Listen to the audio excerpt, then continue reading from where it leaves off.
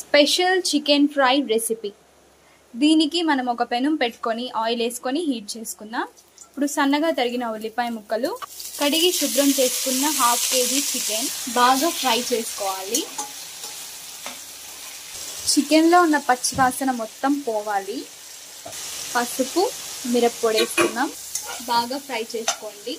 ఎర్రగడ్డ tomato puree బాగా fry చేసుకోండి. తగినంత ఉప్పు, అల్లం వెల్లుల్లి పేస్ట్, కొత్తిమీర, పుదీనా, పచ్చిమిరపకాయలు వేసుకొని ఫ్రై చేసుకోండి. కొద్దిగా వాటర్ వేసుకోండి. మూత పెట్టుకొని ఉడికించుకోండి కొంతసేపు. మిరప్పొడి, మిరియాలు వేసుకొని బాగా ఫ్రై చేసుకోండి.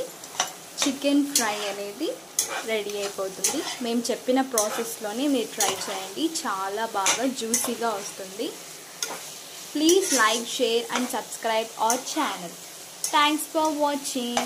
ఉడికిన దాంట్లో ఎండు కొబ్బరి ఫ్రై చేసుకున్నది ఇందులో వేస్తున్నాము. బాగా ఫ్రై చేసుకోవాలి.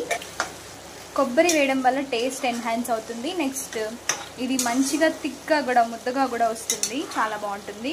కొంచెంసేపు మూత పెట్టుకుందాం.